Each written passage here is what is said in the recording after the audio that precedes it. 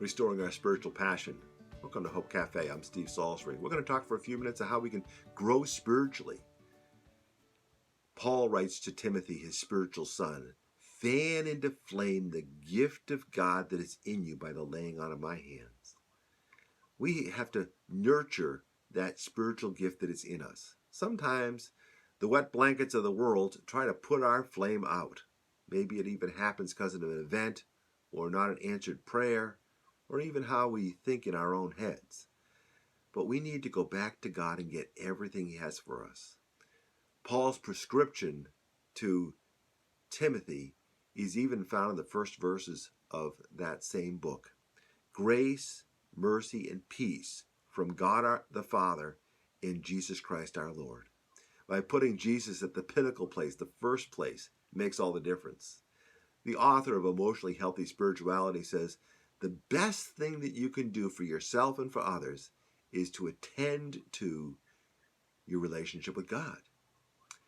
Jesus says it this way, the first commandment is love the Lord thy God with all thy heart, with all thy soul, with all thy mind, with all thy strength. Put it all on the court. Leave it all out on the field. Full court press to love God, to put Him in the first place, to receive the grace we need, the unmerited favor, to receive the mercy we need, the forgiveness, to receive the peace that we need. These are things that we don't manufacture from ourselves, but things that God gives us. And when we're healthy in the inside, then we can minister to those around us. But if we're sick on the inside, all our good works on the outside fall on deaf ears, don't amount to much of anything. Well, God is going to help you this week to find your spiritual passion. Maybe you'll find the book of Psalms afresh today and read until you find something that really speaks to you. I love Psalm 23. You probably know it, the shepherd's psalm.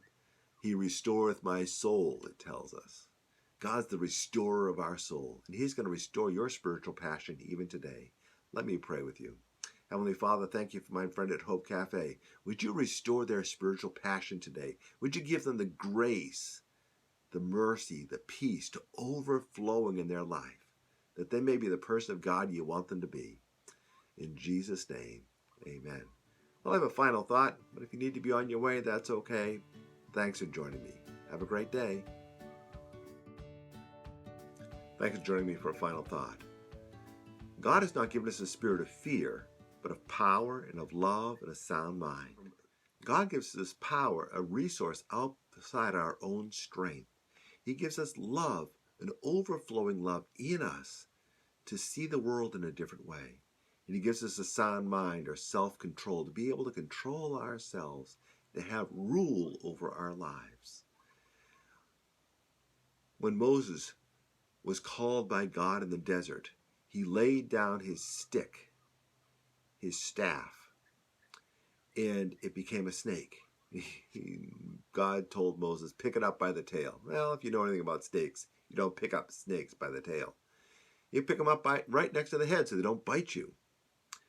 And then that staff, after that, was called the staff of the Lord every single time after that. Moses still carried it as a continual reminder of the authority and the power and the presence of God in his life. And we are told in the scriptures, greater is He that is in you than he that is in the world.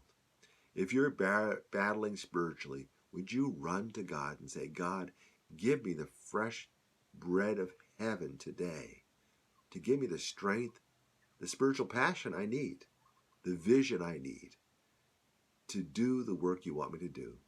And God will give you not a stick, but He gives you the power of the Holy Spirit as a constant companion to fill you to overflowing.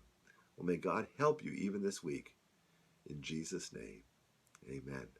Thanks for staying with me for a final thought at Hope Cafe. Have a great day.